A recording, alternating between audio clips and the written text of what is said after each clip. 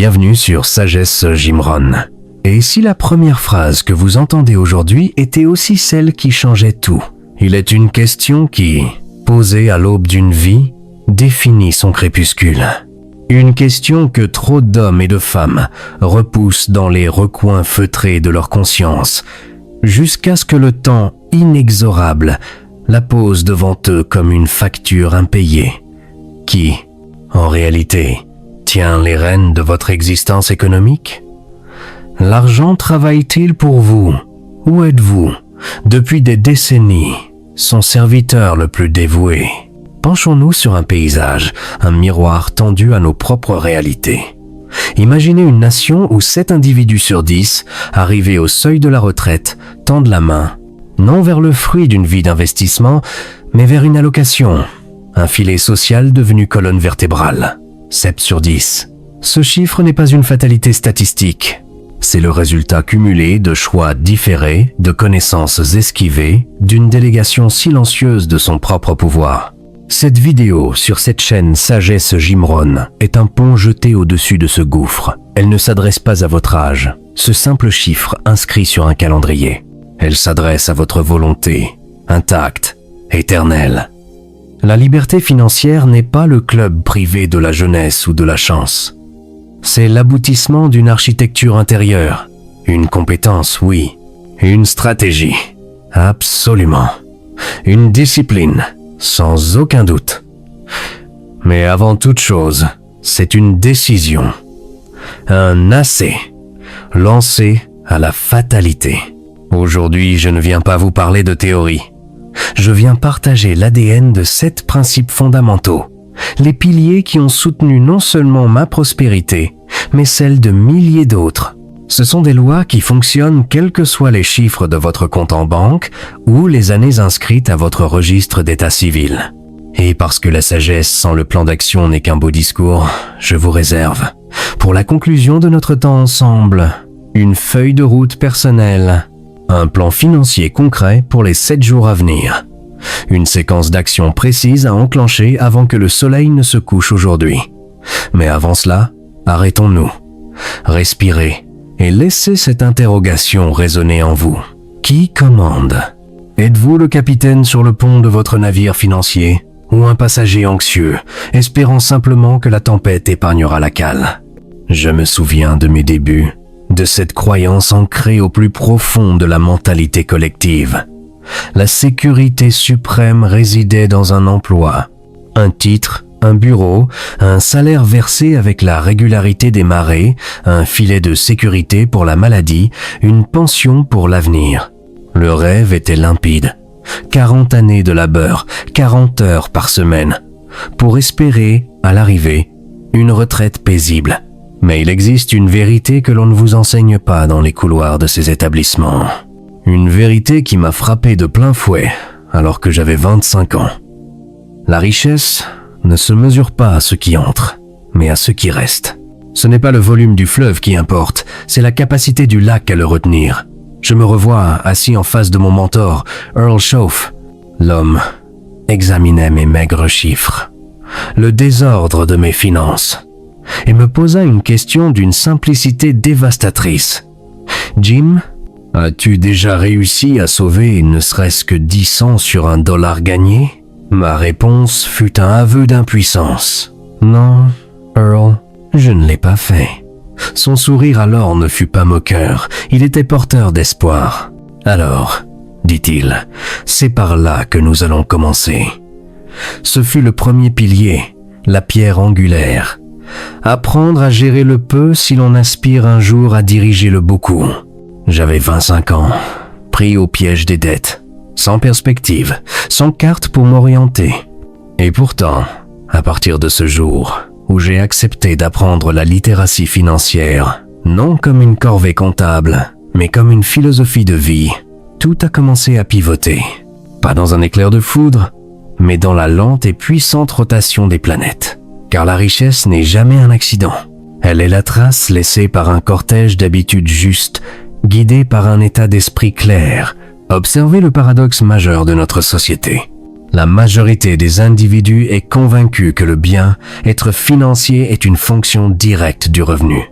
« Si seulement je gagnais 1000 € de plus », murmure Théan. C'est une illusion dangereuse. Le véritable bien, être financier, est une affaire de décision, de discipline, de projection à long terme. Vous pouvez hériter d'1 million et le voir se dissiper en moins de temps qu'il n'en faut pour le dépenser, tout comme vous pouvez, avec un revenu modeste, bâtir un patrimoine solide, pierre après pierre. J'ai croisé sur ma route des hommes et des femmes au salaire modeste qui respiraient pourtant une liberté palpable. Leur secret ? Ils vivaient en deçà de leurs moyens. Ils investissaient non dans des biens éphémères, mais dans la connaissance. Ils fuyaient la gratification instantanée comme on fuit un mirage. Ils construisaient, patiemment, inlassablement. Et cette possibilité, je vous le dis avec la certitude de l'avoir vécue et observée, est à la portée de votre main. L'âge n'en est pas la barrière. La seule barrière, c'est la décision que vous n'avez pas encore prise. Un homme, le regard empreint de résignation, m'a un jour confié. Jim, j'ai 60 ans. Il est trop tard. Ma réponse fut celle du jardinier. Quel est le meilleur moment pour planter un chêne? Il y a 20 ans. Et le second meilleur moment? Aujourd'hui. Car aujourd'hui n'est pas qu'une date. C'est un nouveau point de départ. C'est un territoire vierge. C'est un moment de vérité. Et si vous acceptez d'endosser la responsabilité pleine et entière de votre vie économique en cet instant même, vous changerez bien plus que votre solde bancaire futur. Vous transformerez votre paysage intérieur. La peur se mue en confiance. Le sentiment de manque cède la place à une sensation d'abondance. L'incertitude se transmute en sagesse. Les 7 stratégies que nous allons maintenant explorer et qui formeront l'ossature de cette discussion ne sont pas des théories glacées extraites de manuels. Ce sont des principes que j'ai incarnés, que j'ai vus à l'œuvre dans la vie de milliers de personnes. Chacune d'entre elles trouve sa source dans une interrogation simple, mais d'une profondeur abyssale. Êtes-vous le commandant de vos finances ou l'hôte temporaire et anxieux de votre propre compte en banque? Souvenez-vous de ceci comme d'une loi physique. L'argent est un serviteur extraordinaire, mais un maître despotique. Apprenez à le diriger, et il œuvrera pour vous toute votre vie. Refusez cette tâche, et vous le servirez, journée après journée, paix après paix. Ce n'est pas une existence, c'est une servitude. Et ce n'est pas le destin que vous méritez. Maintenant, prenez un carnet. Sortez un stylo. Ouvrez une note sur votre téléphone. Ce que nous entreprenons ici n'est pas un simple échange d'idées. C'est un atelier de forge. Nous n'allons pas discuter de liberté financière en spectateur. Nous allons élaborer les plans, pour vous, personnellement, tangiblement. À la fin de ce voyage, vous repartirez avec une stratégie d'action. Pas de la théorie, un plan concret. Et pour qu'il soit vivant, vous devez être prêt à l'écrire, à le façonner avec moi. Alors, soyez prêts. Partie 1. La fondation. Maîtrisez le flux, cultivez le champ de soi. La première stratégie, celle qui pose les fondations de tout l'édifice, est à la fois la plus simple dans son énoncé et la plus exigeante dans sa pratique. Mon mentor me l'a un jour exposé, avec la clarté d'un axiome mathématique. Apprends à vivre avec 70% de ce qui entre, pas 100%, et certainement pas 110%, comme le font la plupart, happés par le crédit. Cette règle devint mon point d'ancrage. En surface, elle semble aride, presque punitive. À l'époque, mes revenus étaient maigres, et mon esprit protestait. Je parviens à peine à couvrir mes besoins essentiels avec tout ce que je gagne. Comment pourrais-je en mettre de côté ? La réponse d'Earl Schroff fut un coup de tonnerre. Si tu es incapable de vivre avec 90% de ton revenu actuel, sois certain d'une chose. Tu seras tout aussi incapable de le faire avec 1000% de plus. La leçon était limpide et elle résonne encore. La gestion financière relève avant tout de la maîtrise de soi, bien avant de relever des mathématiques. C'est un art intérieur avant d'être une technique extérieure. Lorsque vous instituez cette discipline, vivre avec 70% et affecter les 30% restants à des catégories précises, un renversement silencieux mais puissant s'opère. Vous cessez d'être un simple consommateur, un tube digestif économique qui ingère et évacue l'argent. Vous devenez un bâtisseur. Vous édifiez. Chaque euro non dépensé en futilité devient une brique posée dans l'édifice de votre autonomie. Alors, détaillons ce partage. Non comme une contrainte, mais comme un acte de création de soi. Les 70% couvrent votre vie. Le logement, la nourriture, les transports, les nécessités. C'est votre operating budget. Les 30% restants, c'est là que la magie opère. Divisez-les en 3 parts égales de 10%. Le premier 10% est une offrande à votre futur le plus immédiat, vous-même. Investissez-le dans votre capital intellectuel et spirituel. Des livres, un cours, une formation, une conférence, tout ce qui aiguise votre esprit, élargit vos compétences, nourrit votre vision. C'est le carburant de votre croissance personnelle et cette croissance est le moteur ultime de toute augmentation de revenus futurs. Le deuxième 10% est une semence pour votre futur économique. C'est le capital qui va travailler pour vous. Il ne doit pas rester inerte. Son rôle est de générer, de se multiplier. Nous aborderons les formes que peut prendre ce travail un peu plus tard, mais retenez ceci. Cet argent a une mission. Il n'est pas à dépenser. Il est à faire fructifier. Le troisième et dernier 10% est peu. Être le plus subtil, le plus puissant dans sa philosophie. La charité, le don. Donner systématiquement, même une petite somme, opère une alchimie profonde dans votre psyché. Cela brise la mentalité de rareté, de peur du manque. Cela vous connecte au flux de la circulation. Cela vous rappelle que vous faites partie d'un tout et que la prospérité, pour être durable, doit inclure la générosité. En donnant, vous ouvrez en vous un canal pour recevoir. Ce n'est pas une stratégie financière au sens étroit du terme. C'est une philosophie de vie complète qui intègre l'abondance dans un cycle vertueux de croissance, d'investissement et de partage. Passons à la deuxième stratégie, qui est le corollaire actif de la première. Épargner n'est pas cacher, c'est faire germer. L'argent doit être en mouvement productif. S'il dort sous une forme qui ne produit rien, ce n'est plus vraiment de l'argent. C'est du papier en attente de dévaluation. J'ai souvent répété cette conviction. Le montant que vous parvenez à épargner est moins important au départ que la régularité inébranlable avec laquelle vous le faites. Car la discipline est le seul pont véritable entre le rêve du but et la réalité du résultat. Je me souviens d'un épisode humiliant, une facture modeste que je n'avais pas pu honorer à temps. Ce n'était pas une somme colossale, mais le sentiment d'impuissance, de défaite, fut un électrochoc. « Assez !» me suis-je dit.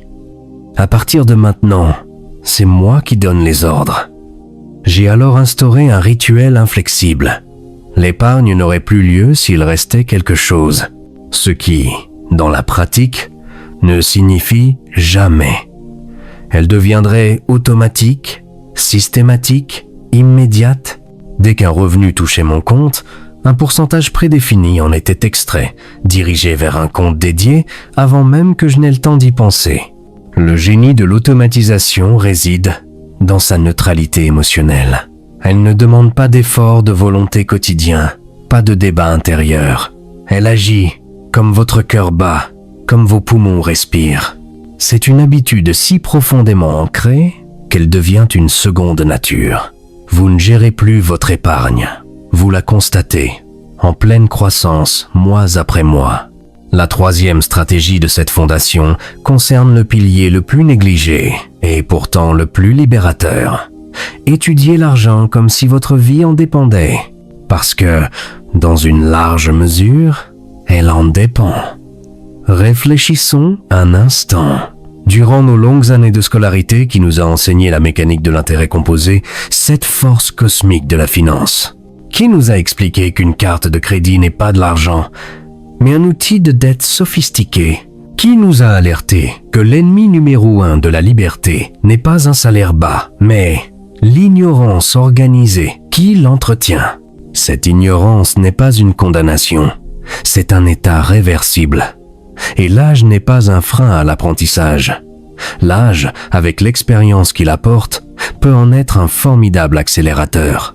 J'ai entrepris, à un moment donné, de dévorer tout ce que je pouvais trouver sur le sujet. Pas pour devenir un trader aguerri ou un comptable, mais pour cesser d'être une victime financière, un acteur passif sur une scène dont je ne comprenais ni les règles ni les décors. J'ai étudié les taxes, les assurances, les mécanismes d'investissement, mais surtout, j'ai étudié la psychologie de l'argent. Comment les individus qui créent et conservent la richesse pensent-ils? Quelles croyances animent leurs décisions? Je vous lance le même défi, un défi doux mais constant. Une nouvelle leçon par semaine. Un concept financier décortiqué. Un principe expliqué. Cela peut sembler modeste, mais l'accumulation de ces fragments de savoir va, avec le temps, former une armure de lucidité. Comme le disait mon mentor avec une justesse tragique, la pire des conditions humaines n'est pas la pauvreté temporaire. C'est l'impuissance financière chronique, le sentiment que l'on ne comprend rien à ces forces qui gouvernent notre quotidien. Le pouvoir est là, dans la connaissance. Vous pouvez, à partir d'aujourd'hui, en reprendre le contrôle. Vous pouvez apprendre. Vous pouvez assimiler.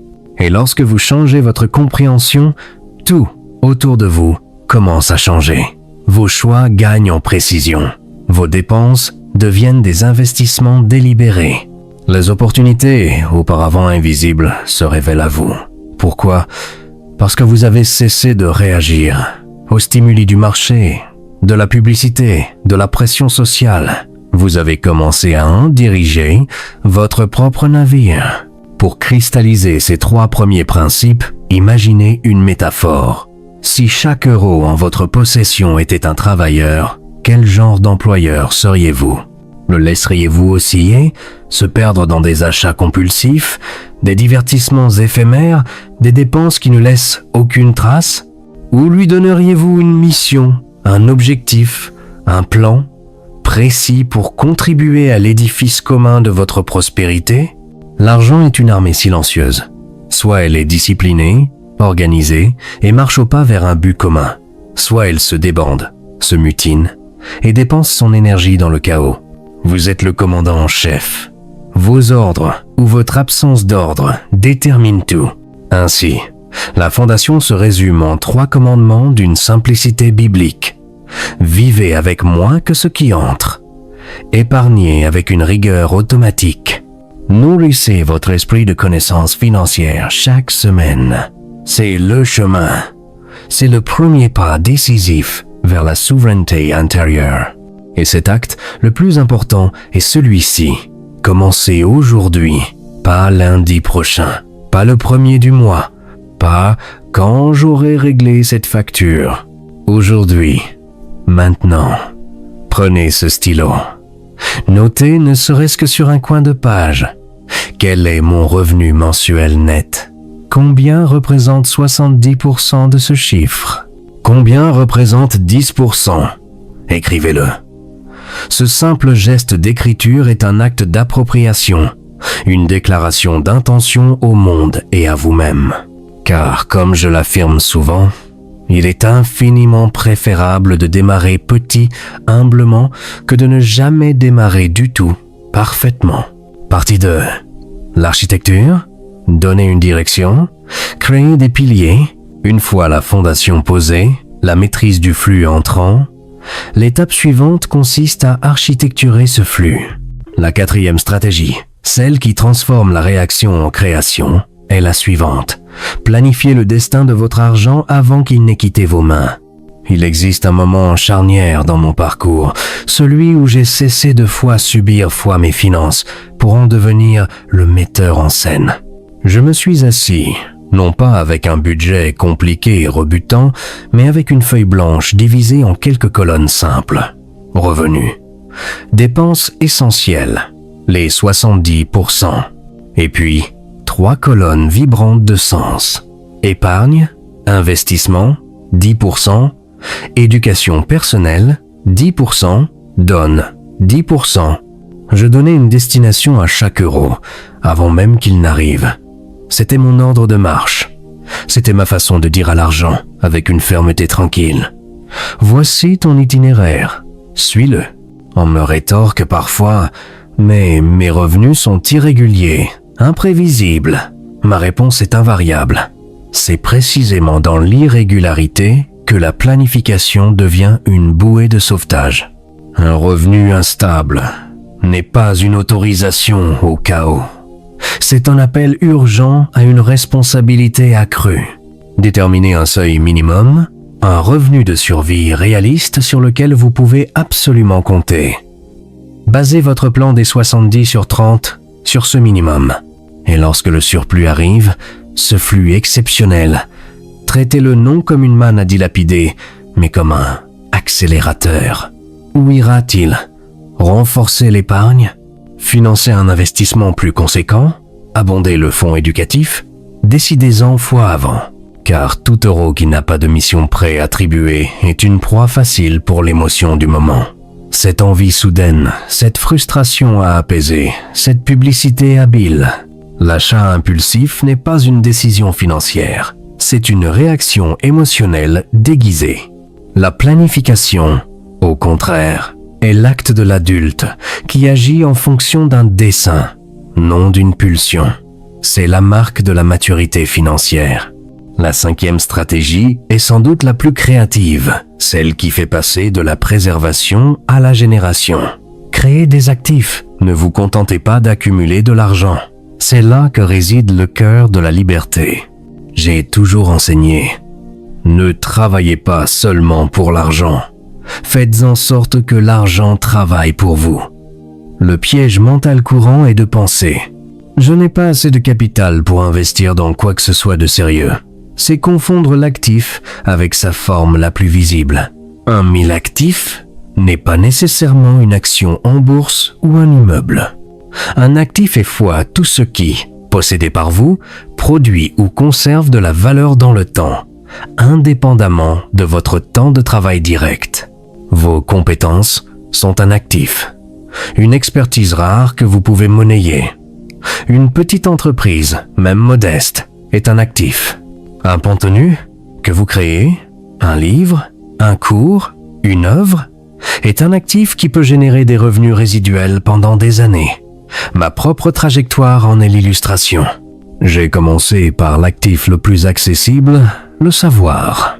J'ai investi dans des livres actifs de connaissances.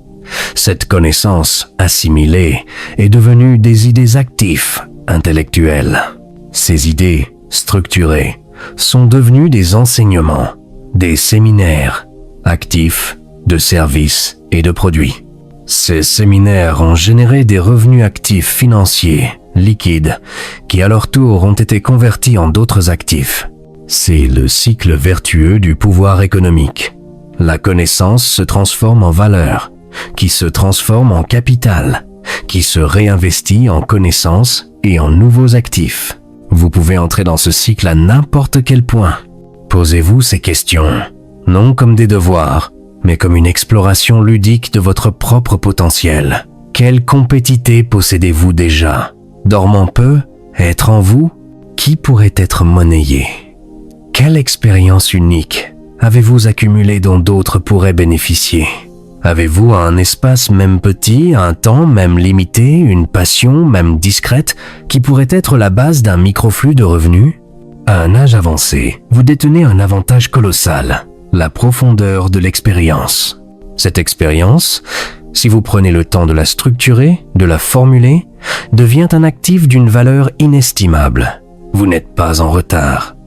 Vous êtes chargé d'un matériau brut précieux. Une de mes affirmations peut sembler tranchante, mais elle est le miroir d'une vérité observable. Les personnes qui bâtissent la richesse cherchent et voient des opportunités. Les autres cherchent et trouvent des excuses.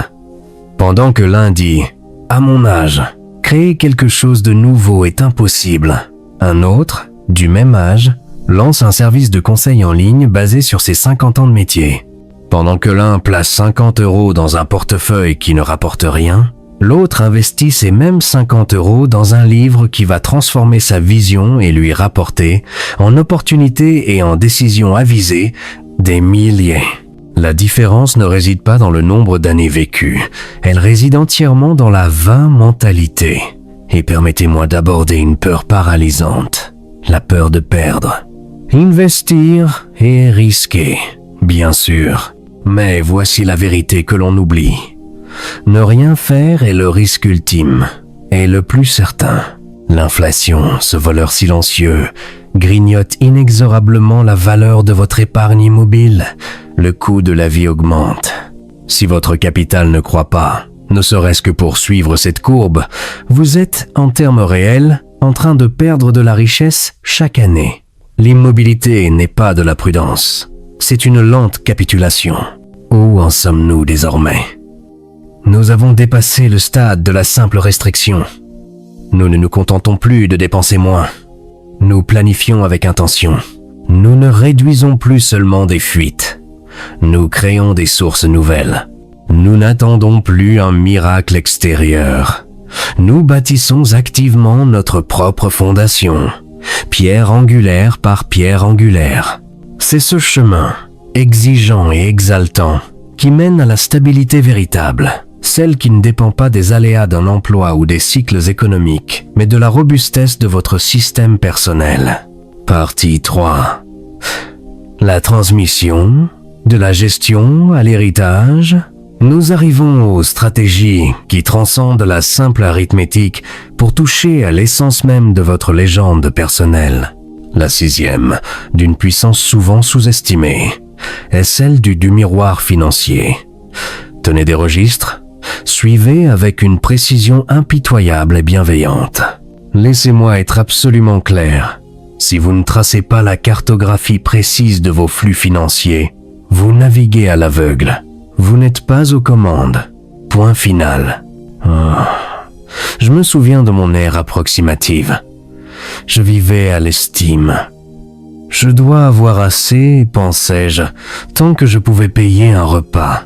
C'était une illusion confortable, jusqu'au jour où mon mentor m'a demandé « Jim, combien as-tu dépensé exactement en restaurant le mois dernier ?» Ma réponse fut évasive. « Oh, pas tant que ça, je pense. » Son sourire était éloquent. « Je pense est le langage de l'ignorance. Je sais est le langage du pouvoir. Montre-moi les chiffres. » Ce fut une révélation. Je pense signifie je ne sais pas. Et je ne sais pas signifie je ne contrôle pas. J'ai donc commencé. Un simple carnet. Chaque entrée, chaque sortie. Au début, c'était fastidieux. Puis cela devint fascinant. Enfin, cela devint libérateur. Je n'observais pas seulement mes euros. J'observais mes priorités, mes faiblesses, mes contradictions. L'argent, dans sa froide objectivité, ne ment jamais. Il est le miroir le plus honnête de vos véritables valeurs.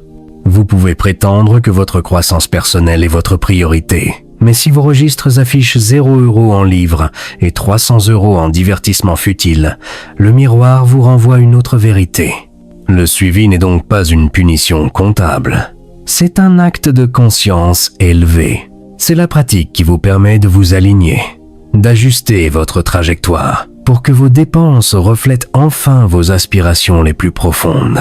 La paix financière naît de cette clarté, de cette absence de surprise, de ce sentiment souverain.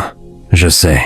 Arrivons-en à la 7e et dernière stratégie, la plus vaste, celle qui donne une dimension philosophique à tout l'édifice. Pensez en termes d'héritage, pas seulement de retraite. Déplacez la question. Au lieu de combien aurais-je besoin pour arrêter de travailler? Demandez-vous, quel genre de traces financières et philosophiques vais-je laisser derrière moi? Le bien, être ultime ne se résume pas à un compte bien garni pour vos vieux jours. Il réside dans la culture que vous implantez. Quelle relation à l'argent enseignez-vous, par l'exemple, à vos enfants? Quelles habitudes de délai de la gratification, d'épargne systématique, d'investissement dans le savoir? Vos petits-enfants vont-ils l'observer chez vous? Quel système de pensée allez-vous leur transmettre? On objecte souvent « je n'aurai pas de grande fortune à léguer ». C'est manquer l'essentiel. L'héritage le plus précieux n'est pas un chèque. C'est une méthodologie, c'est un état d'esprit. C'est la démonstration vivante qu'il est possible de vivre avec responsabilité, de planifier avec sagesse, de donner avec générosité et de construire avec patience. Si vos descendants voient en vous une personne qui a toujours pris le temps de comprendre, de budgétiser, d'investir en elle-même et dans l'avenir, ils héritent d'un capital de confiance et de compétences bien plus durable que n'importe quel capital financier. Je me rappelle l'histoire de ce vieil agriculteur. Il ne possédait pas de vastes terres, mais il tenait des registres méticuleux depuis des décennies. Semences, récoltes, prix, profit. À sa mort, ses enfants n'ont pas hérité que d'une ferme. Ils ont hérité d'un système de gestion, d'une philosophie du travail et du suivi. Cet héritage-là a orienté leur vie bien plus sûrement qu'un simple legs en argent. Le véritable succès, comme je l'ai souvent dit, ne se mesure pas à ce que vous acquérez, mais à ce que vous devenez. Et lorsque vous devenez une personne financièrement éclairée et responsable, vous devenez un phare. Votre vie devient un manuel, bien plus éloquent que tous les discours. La richesse authentique, la seule qui compte vraiment, n'habite pas seulement un coffre-fort. Elle réside dans la texture de votre caractère, dans la fermeté de votre discipline, dans la clarté de votre sagesse, dans cette fierté tranquille de pouvoir dire, en se retournant sur le chemin parcouru, « Je n'ai pas seulement consommé ma vie, je l'ai cultivée. Je n'ai pas seulement dépensé mon énergie, je l'ai investie. Je n'ai pas seulement vécu pour moi. J'ai tracé un sillon pour que d'autres puissent y marcher après moi. Et voici le plus beau. Ce projet ne requiert pas de point de départ spectaculaire.